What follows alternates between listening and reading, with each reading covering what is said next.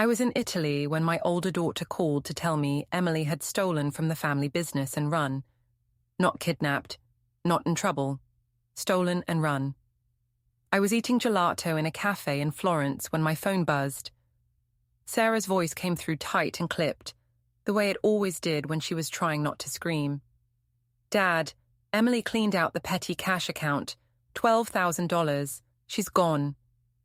I put down the gelato. It was pistachio, the good kind, the kind you can only get in Italy. I'd been looking forward to it for 3 days, ever since the concierge at the hotel told me that particular cafe churned their gelato fresh every morning.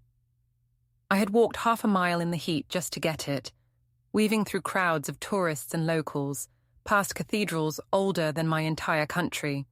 Now it sat melting in a porcelain cup, untouched. When? I asked. 2 days ago, we just noticed. The bank flagged it this morning. I closed my eyes.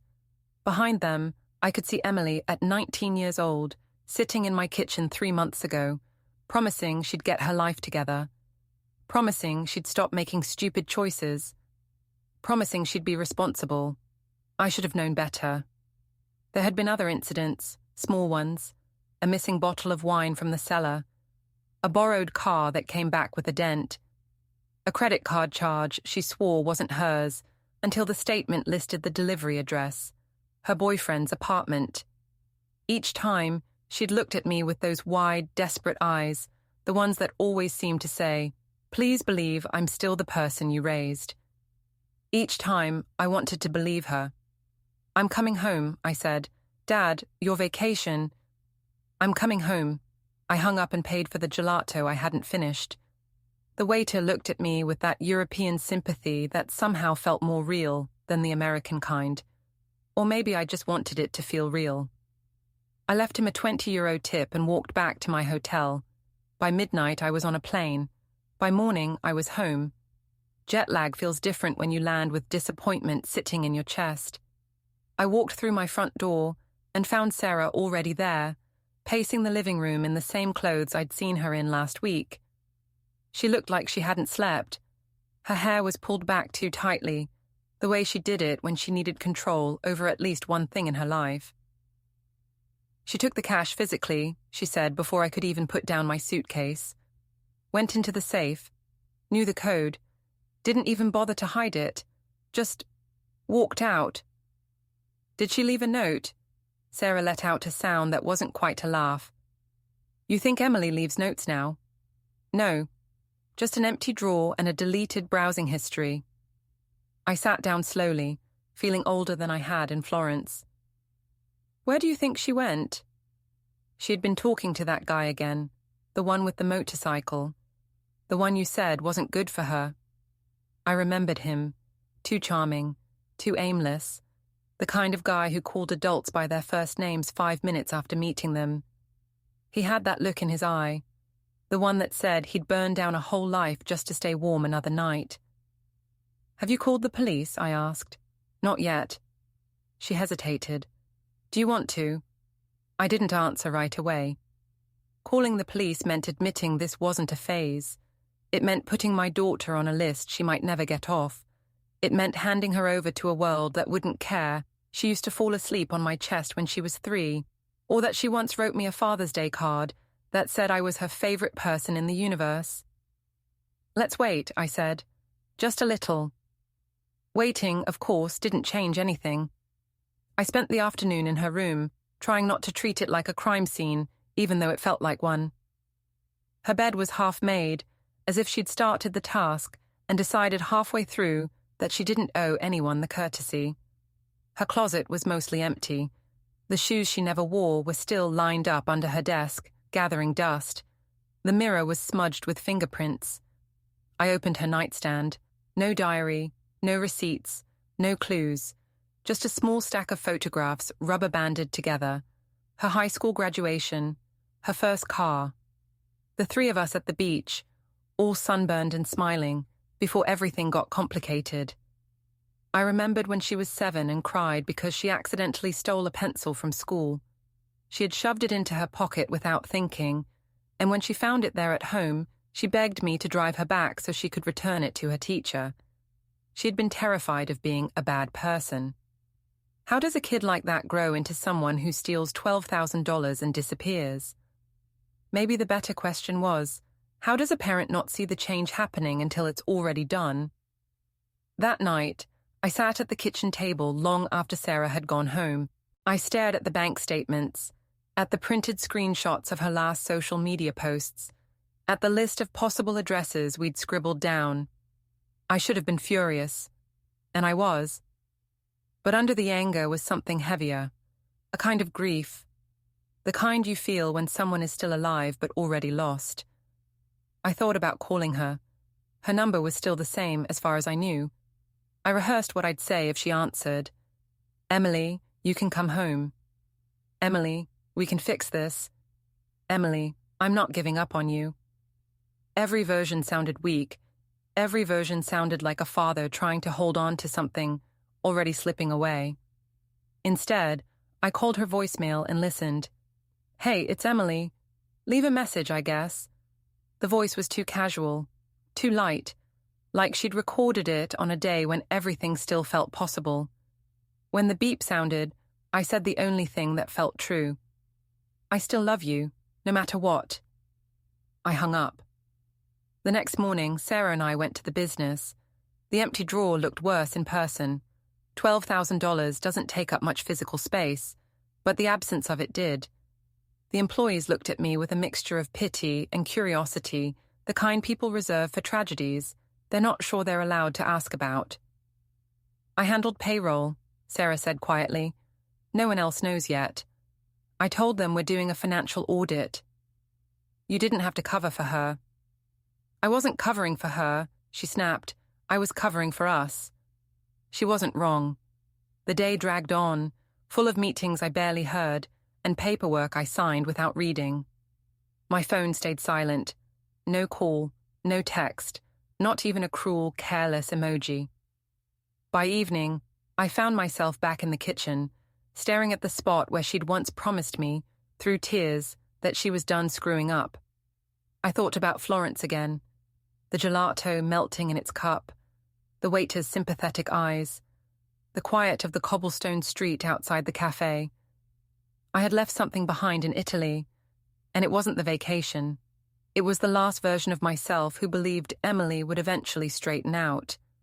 Now, all I had was the version of me who had to face what she'd become and what I had failed to stop.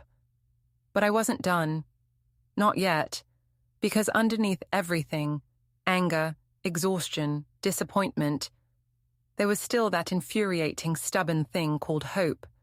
The kind that makes you get on a plane at midnight. The kind that keeps a light on in the hallway, even when no one's coming home. And the truth was simple, painful, impossible to escape. She was still my daughter, and I was still her father, which meant the story wasn't over, not until one of us stopped trying. I just hoped I wouldn't be the one who did. Before we continue, hit the hype button, subscribe, and like the video to help the channel grow. Tell us which city you are from in the comments. We'd love to get to know our audience better. I found her 3 days later. She was living in her car in a Walmart parking lot 40 miles outside of town, parked in the back corner where the security cameras didn't quite reach. The car was a 2003 Honda Civic with a cracked windshield and expired tags. I recognized it because I'd co-signed for it 2 years ago, when she swore she needed transportation to get to her community college classes. She never went to the classes. The paint on the hood was peeling now, sun-bleached and tired, like the car itself had given up. One of the hubcaps was missing. There was a long scrape down the passenger side door no one had ever bothered to repair. The inside, from what I could see through the glass, looked like a storage unit someone had tried to live in. Clothes in plastic grocery bags, a pair of shoes on the passenger seat, a stack of empty water bottles on the floor. I parked next to her and sat there for a minute, watching. The windows were fogged up. There were blankets piled in the back seat. A fast food bag sat on the dashboard, crumpled and empty. A half-burned candle was wedged into the cup holder. Wax spilled down its sides like melted bone. I wondered how many nights she'd slept here, how many meals she'd eaten in silence, in the glow of the Walmart sign. How many mornings she'd woken up and pretended this was temporary. I got out and knocked on the window. She jerked awake, eyes wide and terrified. When she saw it was me, the fear turned into something worse. Shame, maybe, or anger. With Emily, it was always hard to tell. Her emotions never sat still. They flickered like faulty lights, switching from one to another before you could adjust. She rolled down the window an inch. "What do you want?" she asked. "To talk." "I don't want to talk to you." Her voice was hoarse, like she hadn't used it in days. Her hands were trembling, and she tried to hide it by folding her arms, but I saw. I always saw, even when I pretended not to. "Emily, you stole $12,000 from the business." "I borrowed it." "You stole it." She looked away. Her hair was greasy. Her face was pale. There were dark circles under her eyes that made her look older than 19. Her clothes were wrinkled and layered, like she'd been sleeping in them, living in them, surviving in them. She looked like a stranger wearing my daughter's face. "I needed it," she said quietly. "For what?" She didn't answer. Her jaw clenched the way it always did when she was deciding whether to lie or stay silent. I sighed and leaned against my truck. "Come home. We'll figure this out." "No." "Emily." I said no. She looked at me then, and I saw something in her eyes I hadn't seen before. Not defiance, not anger, fear, real, bone-deep fear. The kind that doesn't come from being caught, but from being owned by something you don't know how to escape. "What's going on?" I asked. "Nothing." "You're living in your car. You're pregnant." Her hand went to her stomach, protective and automatic. She didn't even realize she'd done it until after. And then she froze, like the movement itself had betrayed her. I wasn't guessing. I had seen her 3 months earlier, thinner, restless, jittery, but not like this. Now her body had rounded, subtly but unmistakably. And when she shifted in her seat, she did it with the careful caution of someone guarding something. "And you stole 12 grand from your family. That's not nothing." "I'm not coming home," she said. "Someone promised me a real family. A better one. One that won't give up on me." "I never gave up on you." "You adopted me because you felt sorry for me." She rolled up the window. That wasn't true. Not the way she meant it. We adopted her because we loved her. Because at 6 years old she had sat at our dining table, with legs too short for the chair, and asked if she could stay forever. And my wife and I looked at each other and just knew. She had been ours before the paperwork made it legal. But to her, that history had rewritten itself. Somewhere along the way, love had turned into obligation in her mind, and now every hand we held out looked like a chain. I stood there for a long moment, staring at my reflection in the dirty glass. I looked tired. Older than I should have, like someone who had run out of the right words years ago and had just now realized it. I tapped the window gently, once. She didn't roll it down. She didn't look at me. "Emily," I said, knowing she could still hear me through the thin barrier of glass and silence. "I don't want your apology. I don't want the money back. I just want you to be safe." She didn't respond. She just turned her head and stared straight ahead, at nothing, at everything, at the edge of her life. Then I got back in my truck and drove home. The highway blurred past me, but my thoughts moved slower. Every mile felt heavier, like I was dragging something behind me that refused to be set down. I kept replaying the look in her eyes, afraid, resigned, convinced she didn't deserve saving, not just from the world, from herself. I didn't know it yet, but that was the last time Emily would speak to me with anything resembling honesty. The next time I saw her, she'd be wearing someone else's smile. The kind that looked painted on. The kind people wear when they've been convinced silence is safer than truth. And I would still be trying to figure out the same question I'd been asking myself since the day she turned 16 and started slipping away from us in pieces. How do you save someone who doesn't believe they're worth saving? Because love isn't always enough. Not when someone thinks it's a trick. Not when they've decided pain feels more familiar than comfort. Not when they've found a world, no matter how broken, that tells them what they want to hear instead of what they need to hear. That night, Sarah came over. She stood in the doorway of the kitchen, arms crossed, eyes already braced for bad news. Did you find her? Yes. Is she okay? No. She didn't ask the rest, not right away.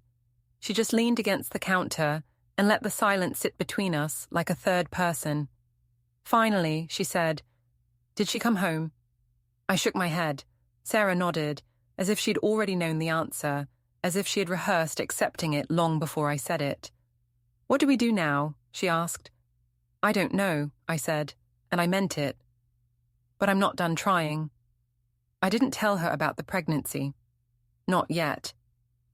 I couldn't say the words out loud without feeling something inside me collapse. That night, I lay in bed, wide awake, replaying every moment I'd ever had with Emily. From the first day she called me Dad, to the last day, she looked at me like I still deserved the title. And somewhere between memory and exhaustion, I realized something I hadn't wanted to admit. This wasn't the beginning of the story. It wasn't the end either. It was the middle, the messiest part, the part without answers, the part where love had to hold its ground, even when it didn't feel like it was doing any good. Because the truth was simple, painful, and immovable. She was still my daughter, and I was still her father. And sometimes being a parent meant standing outside a car window, helpless, while the child you raised chose the storm instead of the shore. Because the storm was the only place she believed she belonged. But storms don't last forever. And I was going to be there, whether she wanted me to be or not, when this one finally broke. My son Evan was getting married in 3 weeks. The wedding was going to be a big deal. 200 guests, open bar, live band, the whole thing. Evan's fiancée Lena came from money, real money, the kind that bought memberships to country clubs and summer homes in Martha's Vineyard. Her father owned a chain of car dealerships across the state. Her mother sat on the board of 3 charities and wore pearls to breakfast. Lena wanted a fairy tale wedding, and Evan was going to give it to her. I was going to pay for half of it. That was the deal we'd made 6 months ago, back when Evan still returned my phone calls and Lena still pretended to like me. $25,000, my half of the wedding costs. I'd agreed because Evan was my son and because I wanted to do right by him, even if the wedding budget made my stomach tense every time I thought about it. I should have known better about that too. The week before the wedding, Lena called me. "Daniel," she said. Her voice was smooth and cold, like expensive vodka. "We need to talk about the apartment." "What apartment?" "The apartment above your business, the one Evan told me about." I owned a small medical supply company in town. We sold equipment to hospitals and nursing homes, wheelchairs, oxygen tanks, hospital beds. It wasn't glamorous, but it paid the bills and kept 8 people employed, which mattered more to me than profit margins. The building had an apartment on the 2nd floor I'd been renting out for extra income. "What about it?" I asked. "Evan and I want to live there after the wedding. Rent-free, of course, since it's family." I sat down. "You want to live in my rental apartment for free?" "Well, yes," she said, as if she were explaining gravity to a child. "It only makes sense.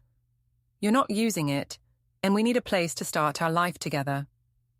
I'm renting it to someone. You can evict them. I'm not going to evict my tenants so you can live there for free." There was a pause. When Lena spoke again, her voice had changed. Sharper now, colder. "Evan said you'd understand. He said you'd want to help us." "I am helping you. I'm paying for half your wedding." "That's different. That's what fathers do." "So is charging rent. You're really going to nickel and dime your own son." "I'm really going to run my business like a business." She hung up without saying goodbye. I sat there holding the phone, wondering when exactly my son had turned into someone I didn't recognize. when exactly he'd decided that family meant free money and no boundaries. I thought about the version of Evan I used to know, 10 years old, building Lego cities on the living room floor, asking me if hard work always paid off. Back then, he believed it did. Maybe I did too. It was going to get worse. I just didn't know how much worse yet. The next morning, I found out. Evan called. No greeting, no small talk. "Dad, what did you say to Lena?" I told her I wasn't evicting my tenant so you two could live there for free. He let out a long, theatrical sigh. "You make things difficult just to make them difficult. You know that.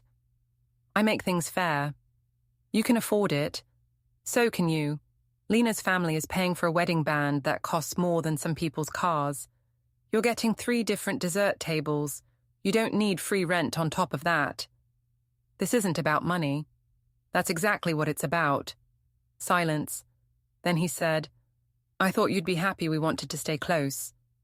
Close is one thing, free is another. You never support me. I'm paying $25,000 for your wedding. Lena's dad is paying twice that. I'm not Lena's dad." "No," he said, "you're the one who keeps score." And he hung up. I stared at the phone again. Same kitchen, same chair, different child. There are moments in parenthood when you realize you're no longer speaking the same language as your kid, not just disagreeing, living in 2 separate definitions of reality. In Evan's version, love meant yes. In mine, love meant responsibility. And somewhere between toddlerhood and adulthood, those 2 definitions had stopped overlapping. 2 days later, my tenant, Mrs. Ramirez, a widow in her 60s, knocked on my office door. She held a letter from Evan's fiancée, a typed letter, on stationery. "Mr. Daniels," she said, voice shaking, "I got this yesterday. It says I need to be out by the end of the month." I took the letter. It wasn't a legal notice. It was worse, an assumption. Lena had signed it with a loopy script and a heart over the I in her first name, the way a teenager signs a yearbook message. I apologized to Mrs. Ramirez until my throat hurt. I told her she wasn't going anywhere. I made her tea, even though she said she was fine. She wasn't. Neither was I. That night, I sat in my living room with the wedding invitation propped on the coffee table. Cream-colored cardstock, gold foil lettering. The kind of invitation you had to RSVP to online because it came with a custom wedding website that played music when you opened it. I tried to imagine going, watching Evan stand up there, smiling like nothing was wrong. Watching Lena float down the aisle like a swan that believed it owned the lake. Watching her parents look at me with polite detachment, the way rich people look at waitstaff they don't intend to tip. I tried to imagine giving a toast. I couldn't. The next morning, I called Evan and told him I wouldn't be paying the rest of my half. He exploded. Words I never thought I'd hear from my son came out of his mouth like shrapnel. Entitled, ungrateful, manipulative. Not all from him, some from me.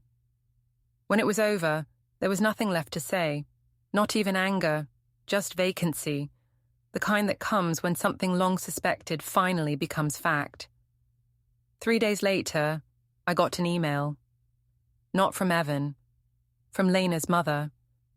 She reminded me the wedding was a once-in-a-lifetime event and that a father's support is a reflection of his character. I didn't respond. There was no point arguing with someone who had already assigned me a role in her story. A week before the wedding, Sarah came by with a box of photos she'd dug out of storage. Evan at 5, wearing a superhero cape. Evan at 9, holding a trophy from his first soccer tournament. Evan at 16, awkward and tall, standing next to his first real girlfriend. We sat on the floor and went through them quietly. No commentary, just paper ghosts of a boy we used to know. At some point, I said, "Do you think I failed him?" Sarah shook her head. "No, I think he learned some lessons from someone else, and he liked them better. I didn't go to the wedding. I didn't send a gift. I didn't answer the calls that came after. the ones full of guilt and blame and accusation. Because somewhere between the arguments and the silence, I finally accepted something I never wanted to admit. Sometimes the kids you raise don't become the people you hoped for. Sometimes they choose a life built on what they can take instead of what they can earn. Sometimes they decide that love is only real if it comes without limits. And sometimes, no matter how much you wish otherwise, you have to let them live with the cost of that belief. But I also knew this. I wasn't done being his father. Not the version he wanted, the version he needed eventually, the version who didn't give him everything, just the truth, the boundaries, the door he could walk through when he remembered that family is not something you collect from, but something you contribute to. And maybe one day, when the glow of the fairy tale wedding dulled and the real world started asking for rent, Evan would remember that. Maybe he would even knock on my door and say the words I hadn't heard from him in far too long. Dad, I'm sorry. Dad, I was wrong. Dad, can we start over? If that day ever comes, I'll be here. Not waiting, just ready. The wedding was at a country club that cost more per hour than I used to make in a week as a paramedic. I wore a suit I'd bought specifically for the occasion, charcoal grey with a blue tie that Sarah said made me look distinguished. I felt like a fraud. I'd spent 30 years in an ambulance, seeing people at their worst, holding pressure on wounds and talking people down from ledges. I knew what real emergencies looked like. This wasn't one, but I smiled and shook hands and played the role of proud father, because that's what you do. You show up, you smile. You pretend everything is fine even when it's not. The ceremony was beautiful in that generic wedding way. Lena looked stunning. Evan looked nervous. I wondered if anyone actually meant any of it. The reception was where things fell apart. It started during dinner. I was sitting at a table with some of Lena's relatives, people I'd never met and would never see again. They were talking about their vacation homes, and their stock portfolios, and their children's private schools. I smiled and nodded, and counted the minutes until I could leave. Then Lena stood up. She tapped her champagne glass with a fork, that universal signal for everyone to shut up and pay attention. The room went quiet. 200 people turned to look at her. She was glowing, absolutely radiant. Her dress probably cost more than my truck. Her makeup was perfect. Her smile was perfect. Everything about her was perfect except for the words that came out of her mouth. I want to thank everyone for being here tonight, she said. Her voice carried across the room like she'd been trained for this, which she probably had been. This day wouldn't be possible without the love and support of our families. Polite applause. Especially Evan's father, Daniel. She turned to look at me. Everyone else did too. Daniel has been so generous with his support, so giving. I felt something cold move through my chest. In fact, Lena continued, I wanted to take this moment to ask Daniel for one more gift. A wedding present, really. She reached into her clutch and pulled out a small envelope. She walked over to my table, her heels clicking on the hardwood floor, and held it out to me. The keys to the apartment, she said. Evan and I would love to start our marriage there. It would mean so much to us, to have that security, that support from family.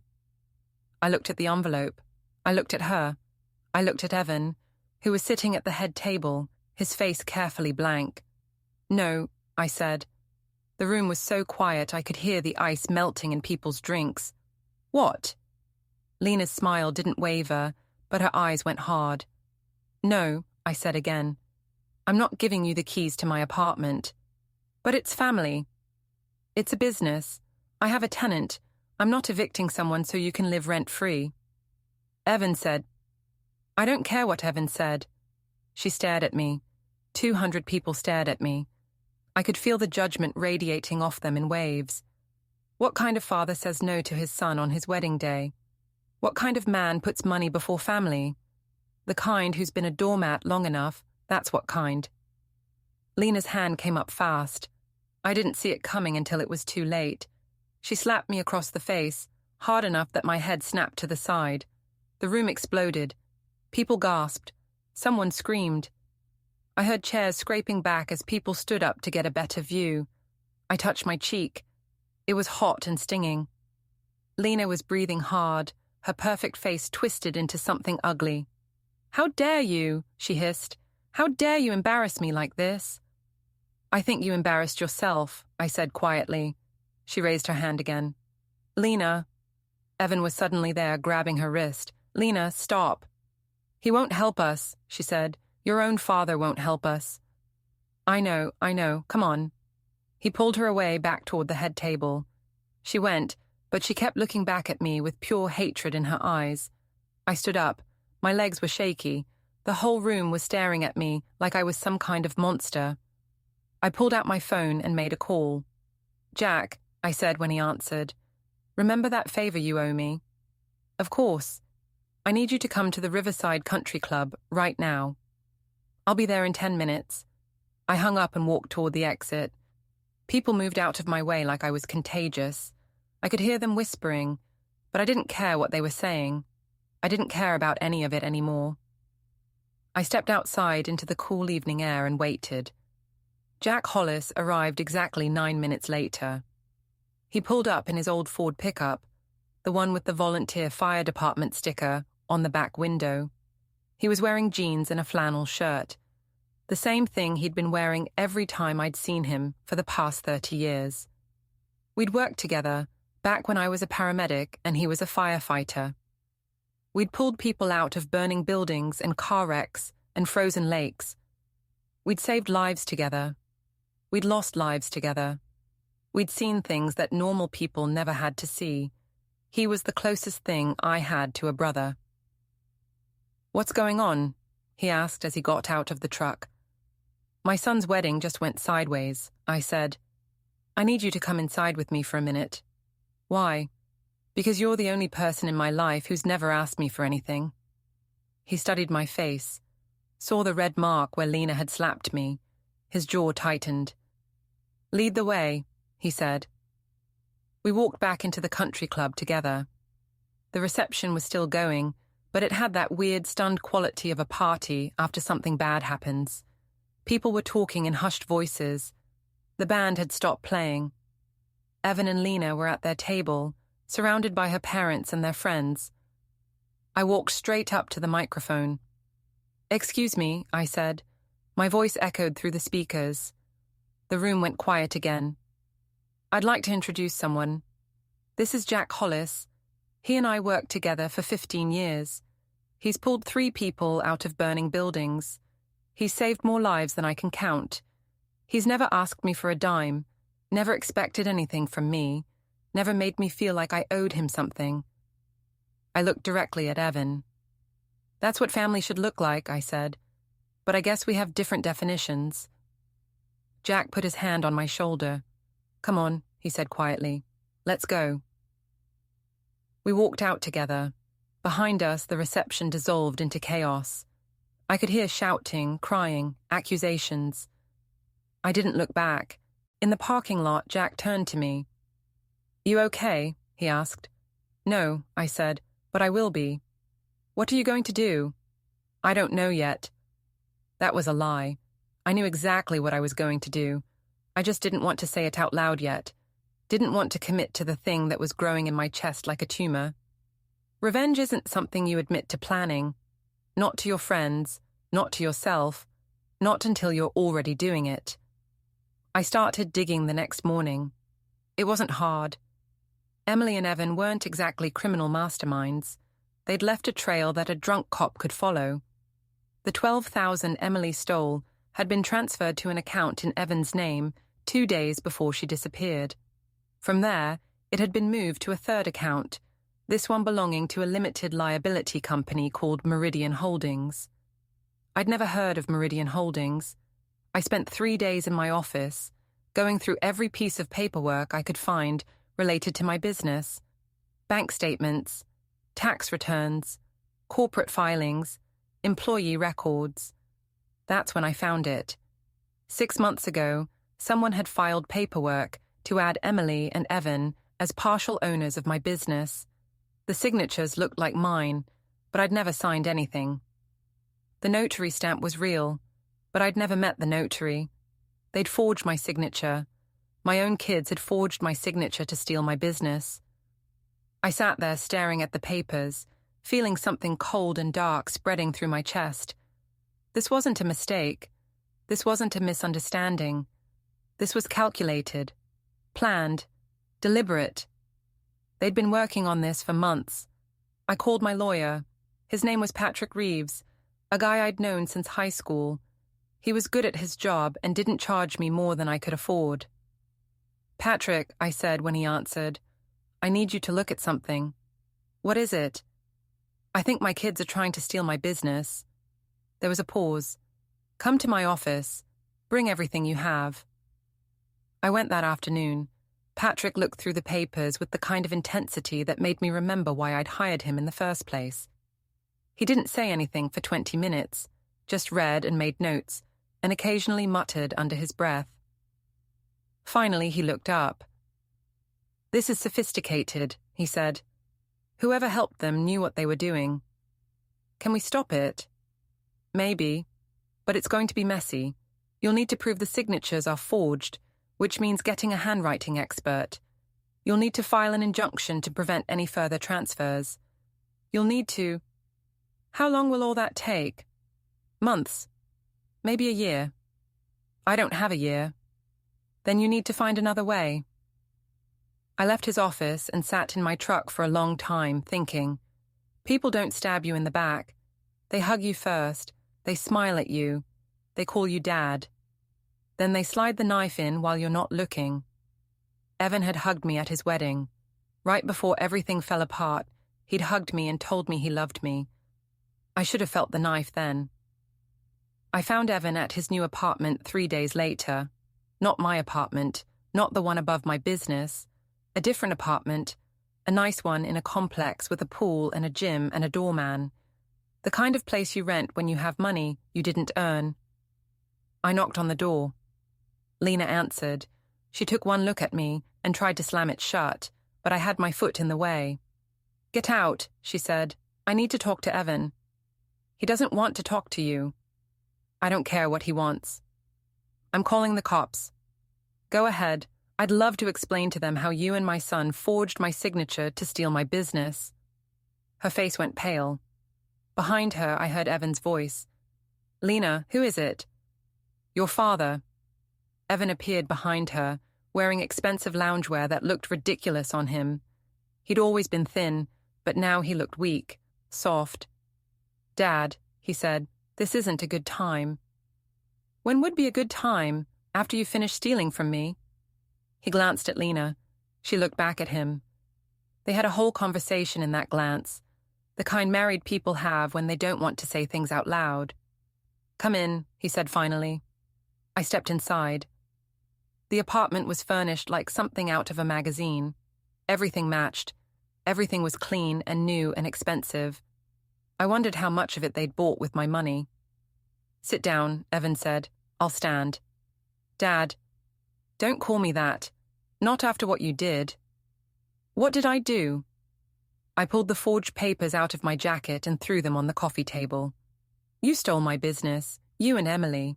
You forged my signature and filed paperwork to make yourselves part owners." He looked at the papers but didn't touch them. "That's not stealing. That's just restructuring." "Restructuring. Yeah, the business should belong to family. You were going to leave it to us anyway when you died. We just moved up the timeline." "I wasn't going to leave it to you." He blinked. "What?" "I was going to sell it. Use the money to retire. But you didn't bother asking me what my plans were, did you? You just decided you knew better." "We need this," Lena said from the doorway. "We need security. We need stability." "So, get jobs." Evan has a job. Evan has a job that pays $40,000 a year. This apartment costs more than that annually. "That's not our fault," Evan said. "Everything is so expensive now. We can't afford to live the way we want to on normal salaries. So you decided to steal from me instead?" "It's not stealing if it's family," Lena said. I looked at her. Really looked at her. She was beautiful in that manufactured way. all carefully applied makeup and professionally styled hair. But there was nothing behind the beauty. No warmth, no depth, just cold calculation. "You did this," I said to her. "You put Evan up to this." "I opened his eyes," she said. "I showed him that he didn't have to settle for your scraps, that he deserved more." "And Emily? What about Emily? Where does she fit into all this?" Evan shifted uncomfortably. "Emily needed help. So you helped her steal from me. She was desperate. She had nowhere else to go. She had me." "You were in the way," Evan said quietly. The words hung in the air between us like smoke. "In the way," I repeated. "Yeah, you were going to sell the business. That would have left us with nothing. So we had to do something. You could have asked me for help. Would you have given it to us? Not like this, not for free." "Exactly." He stood up, crossing his arms. "You always had conditions, always had rules, always made us jump through hoops just to get a scrap of approval from you. Well, we're done jumping. We took what should have been ours anyway."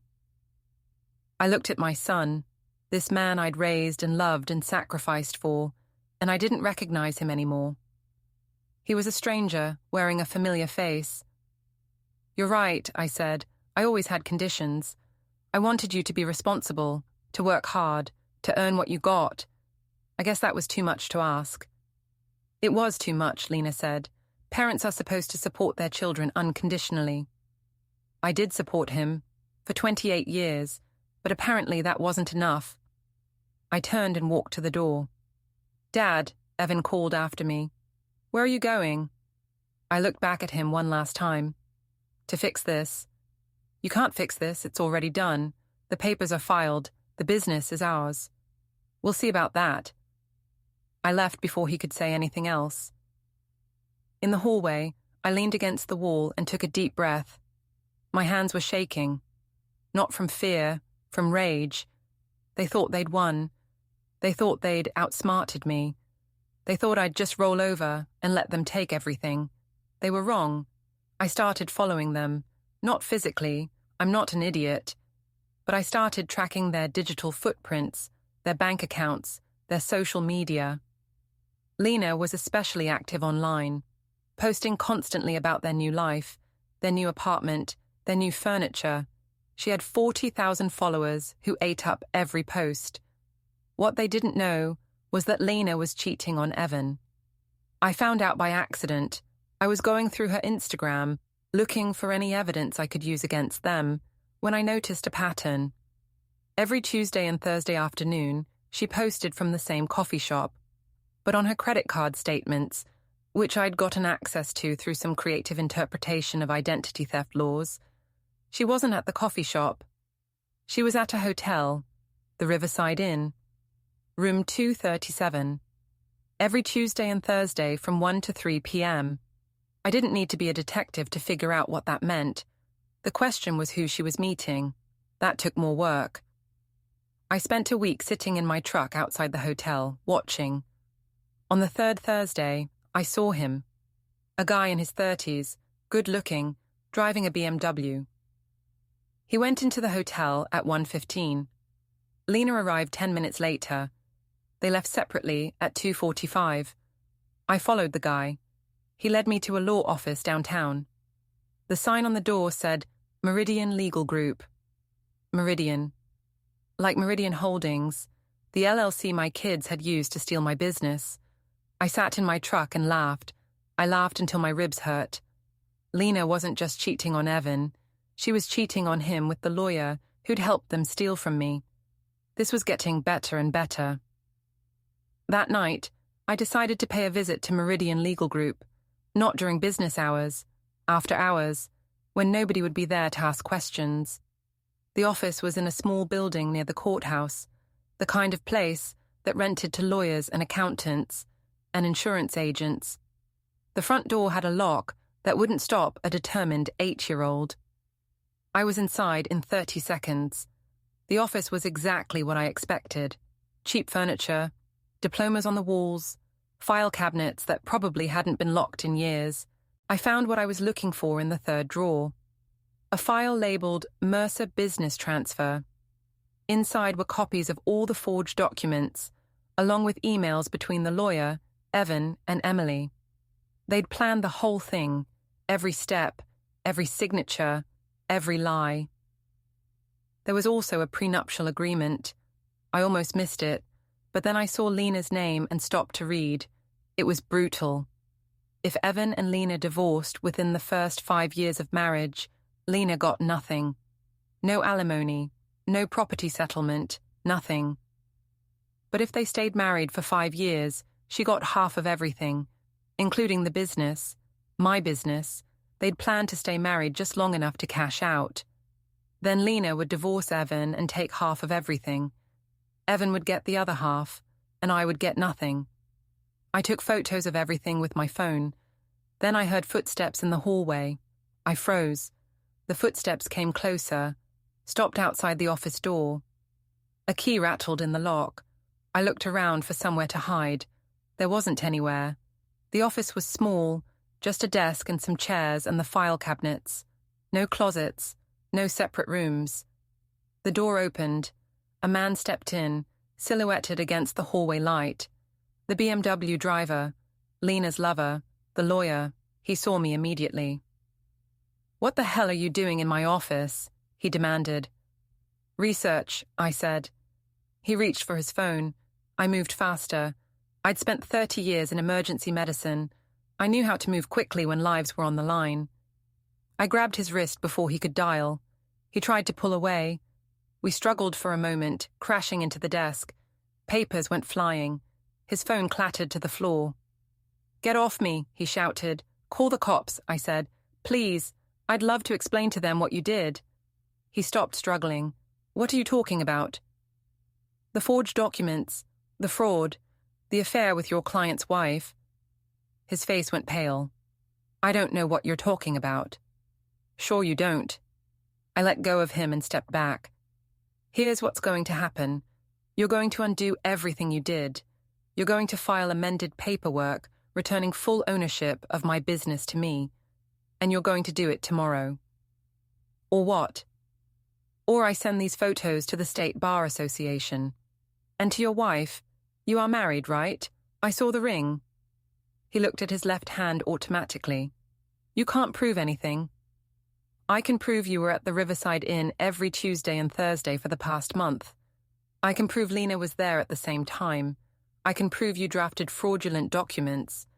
That's enough to start an investigation, even if it's not enough to convict you." He was breathing hard now, his face red. "You're bluffing." "Try me." We stared at each other. I could see him calculating, weighing his options. Finally, he looked away. "Fine," he said. "I'll fix it, but you need to leave. Now." "I'm going." I walked to the door, then stopped. "One more thing. Tell Lena I said hi." I left him standing there and walked out into the night. My hands were shaking again, but this time it wasn't from rage. It was from something else, something darker. I was enjoying this. The amended paperwork was filed 3 days later. Just like that, the business was mine again. Evan and Emily were removed as owners. The forged documents were nullified.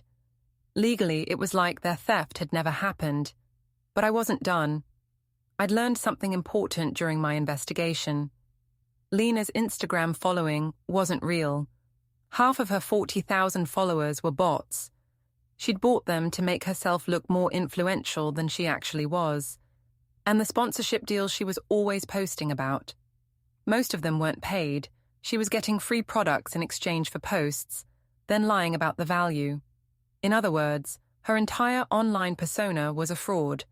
I could work with that. I created a fake account and started leaving comments on her posts. Nothing threatening, nothing that would get me in trouble, just questions. "Are these followers real? Did you actually get paid for this post? Why won't you show proof of your partnerships?" Other people started asking the same questions. Once you plant a seed of doubt, it grows fast on social media. Within a week, Lena's engagement had dropped by half. Within 2 weeks, her sponsors were backing away. Within a month, her entire online empire had collapsed. She tried to fight back.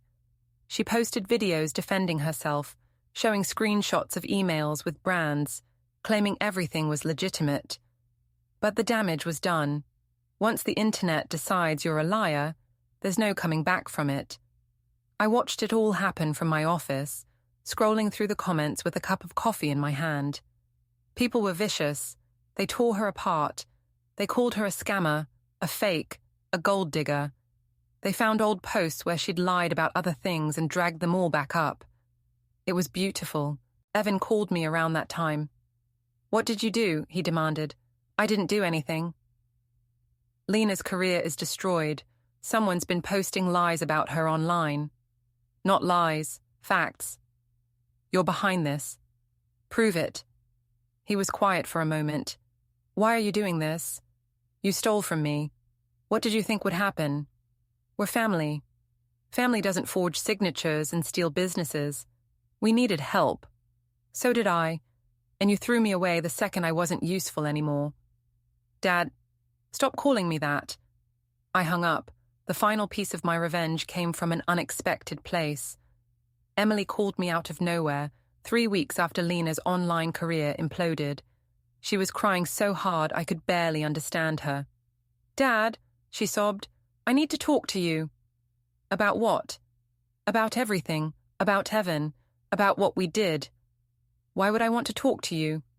"Because I'm sorry. Because I was scared. Because Evan told me if I didn't help him, he'd make sure I never saw my baby." That stopped me. "What?" "He told me he'd take custody. He told me he'd prove I was an unfit mother. He said he had connections, that he could make it happen." "And you believed him?" "He's always been good at making me believe things." I thought about that, about how Evan had always been charming, persuasive, good at getting what he wanted, about how Emily had always been vulnerable, easy to manipulate, desperate for approval. "Where are you now?" I asked. "At a motel, the cheap one on Highway 9. "Stay there. I'm coming." I drove out to meet her. She looked worse than she had in the Walmart parking lot. Thinner, paler, more exhausted. Her pregnancy was showing now, a small bump under her oversized sweatshirt. We sat in my truck and talked for 2 hours. She told me everything. How Evan had contacted her 6 months ago, told her he had a plan to secure their futures. How he'd convinced her that I was going to sell the business and leave them with nothing. How he'd coached her on what to say to the lawyer, how to forge my signature, how to cover their tracks. "I didn't want to do it," she said, "but he made it sound like it was the only way. Like you were the bad guy." "Why are you telling me this now?" "Because I heard him on the phone yesterday. He was talking to Lena about selling the business, about how much money they'd make. He never mentioned me. It was always we and us, meaning him and Lena. I was just a tool. What do you want from me?" She looked at me with those sad, tired eyes. "I want you to stop him. I want you to make him pay for what he did, to both of us. And what do you get out of it? A chance to start over. Maybe not with you, maybe not as family, but as someone who isn't drowning anymore." I studied her face. She was telling the truth. I'd seen enough liars in my life to know the difference. "Okay," I said, "here's what we're going to do." I arranged a meeting with Evan, Lena, and their lawyer at a neutral location. The lawyer's conference room was perfect. Glass walls on 3 sides, overlooking downtown, a long table with expensive chairs. The kind of place where people made deals and destroyed lives with the stroke of a pen. I arrived first. Emily came with me. Evan's face when he saw her was worth the price of admission. "What is she doing here?" he demanded. "She's part of this," I said. "Have a seat." They sat, Evan and Lena on one side of the table, Emily and me on the other. The lawyer sat at the head, looking uncomfortable. "Let's get this over with," Lena said. "We have dinner reservations." "This won't take long," I said. I opened my briefcase and pulled out a folder. Inside were printouts of everything I'd found. The prenup, the hotel records, the forged documents, the emails. I slid them across the table. Evan picked up the papers and started reading. His face went from confused to shocked to angry in about 30 seconds. "Where did you get these?" he asked. "Does it matter?" "This is illegal. You broke into a lawyer's office." "I'd be happy to explain that to the police. Right after I explain how you committed fraud." Lena grabbed the papers from him. She read the hotel records and went pale. "These are fake." "The hotel has security footage," I said. "Every Tuesday and Thursday for the past 2 months. You and Mr. BMW over there." The lawyer shifted in his seat. "I think we should end this meeting." "I think you should sit down and shut up," I said. "Unless you want me to send these documents to the state bar right now." He sat down. I looked at Evan. "Here's what's going to happen. You're going to sign a document stating that you attempted to defraud me. You're going to agree to never contest my ownership of the business again, and you're going to stay away from Emily and her baby." "Or what?" Lena said. "Or I send everything I have to the police, the state bar, your parents, and every single one of your remaining Instagram followers." "You can't do this," Evan said. "I already did it. We're your children. You stopped being my children when you forged my signature." Emily spoke up for the first time. "Evan, just sign it. It's over." He looked at her with pure hatred. "You betrayed me. You betrayed Dad and me. You used us both. I gave you a chance to be part of something. You gave me a chance to be your pawn." Lena stood up. "We're not signing anything." "Then we'll do this the hard way." I pulled out my phone. "I have a prosecutor on speed dial. We went to high school together. I'm sure he'd love to hear about this." The lawyer cleared his throat. "My clients would like to consult with me privately." "You have 5 minutes," I said. They stepped outside. Through the glass walls, I could see them arguing. Lena was gesturing wildly. Evan looked like he was going to be sick. The lawyer just stood there with his arms crossed, probably calculating how much this was going to cost him. They came back 10 minutes later. "We'll sign," Evan said quietly. "Smart choice." The lawyer drafted a document right there, using standard legal language that basically said Evan and Lena admitted they'd screwed up and wouldn't do it again. They both signed it. The lawyer notarized it. I took 3 copies. "We're done here," I said, standing up. "You're going to regret this," Lena said. "I doubt it. You've destroyed your family." "You did that. I just cleaned up the mess." I walked out with Emily beside me. Behind us, I heard Evan start to cry. I didn't look back. I thought that would be the end of it. I was wrong. 2 weeks later, Evan called me at 2 a.m. "I need to talk to you," he said. His voice was slurred. He'd been drinking. "It's 2 a.m. "I need to talk to you now, face to face." "No. Please, I'm at the marina, the public dock. Just come, please." Something in his voice made me pause. Not the pleading, the desperation, the sound of someone at the edge of something bad. "I'll be there in 20 minutes, I said. I got dressed and drove to the marina. It was raining, that cold October rain that cuts through your jacket and makes everything miserable. The parking lot was empty except for Evan's car. I could see him standing at the end of the dock, just a dark shape against the darker water. I walked out to meet him. The dock was slippery with rain. The boats creaked and groaned in their slips. "What do you want?" I asked. He turned to look at me. His eyes were red. He looked like he'd aged 10 years in 2 weeks. "Lena left me," he said. "I'm not surprised. She said she couldn't be married to someone so pathetic, someone who let his father destroy his life." "I didn't destroy your life. You did that yourself. You exposed everything. You ruined her career. You made me look like a fool." "I told the truth, that's all." "The truth."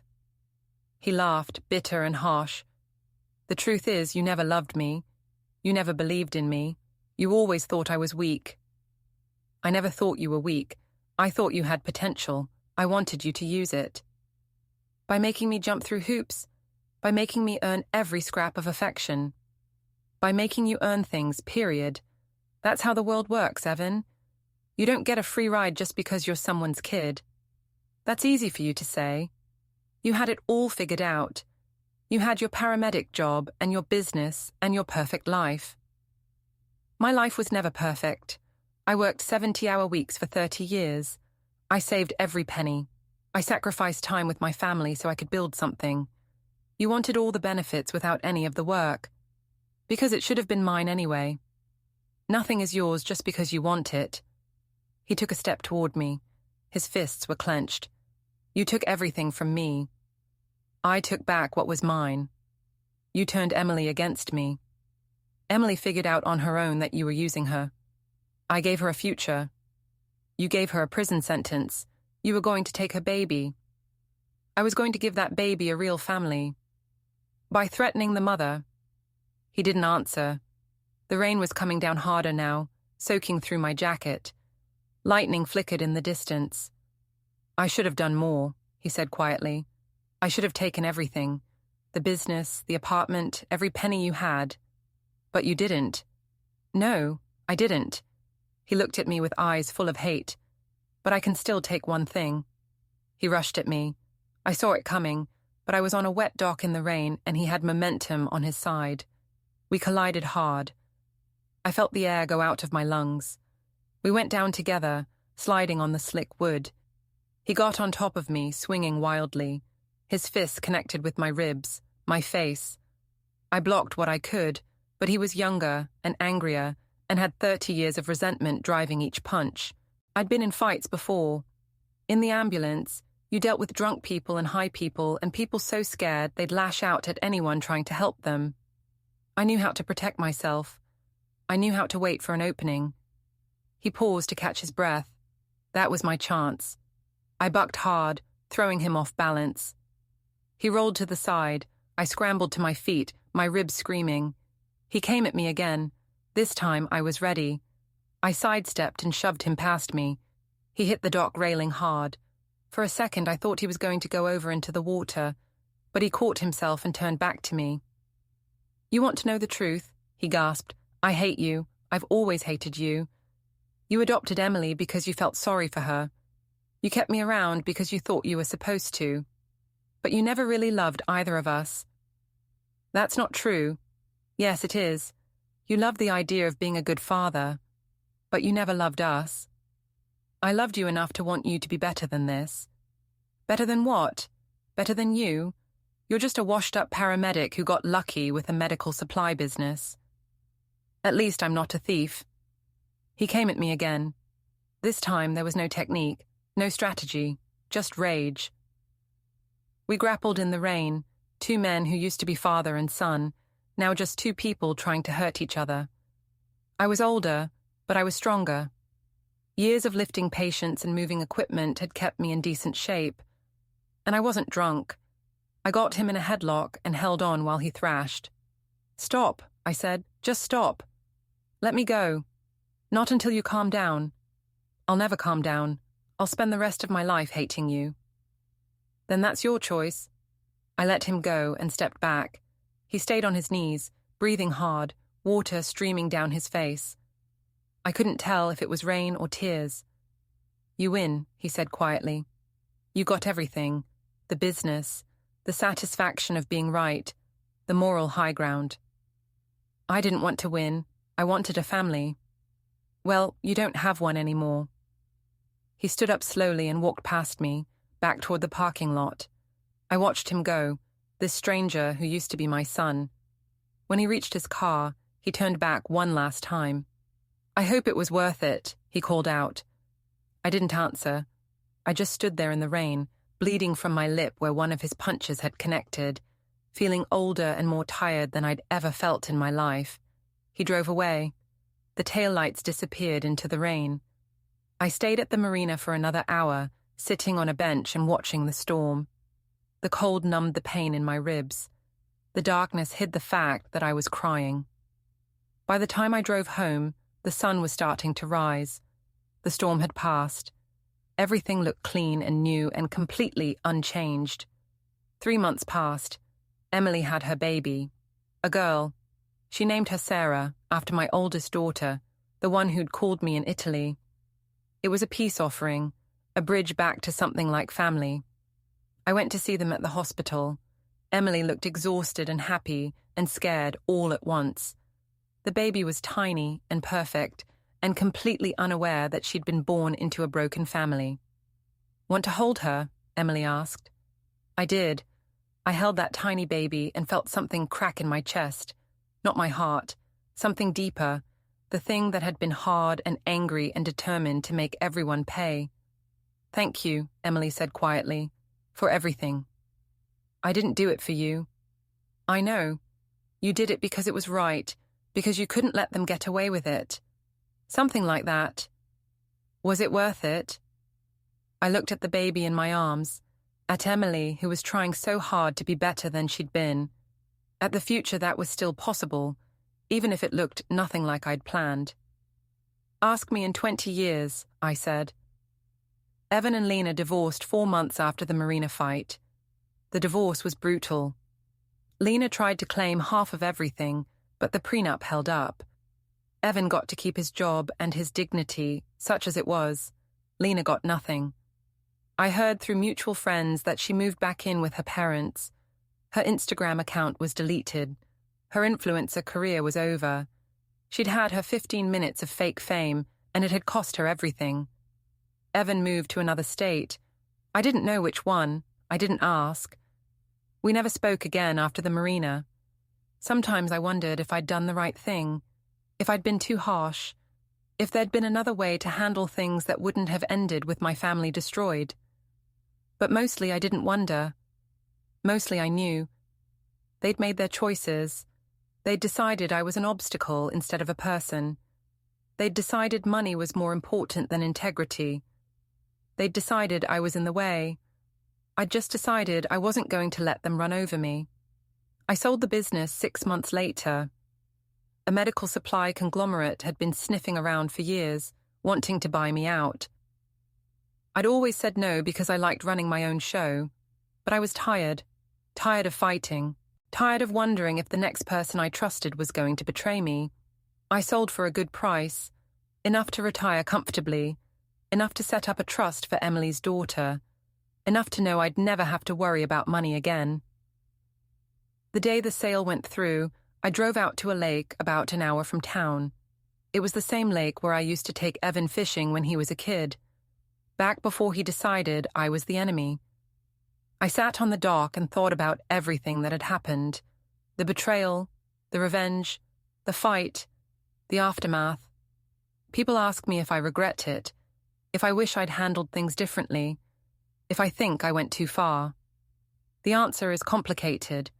I regret that my family fell apart. I regret that Evan and I will probably never speak again.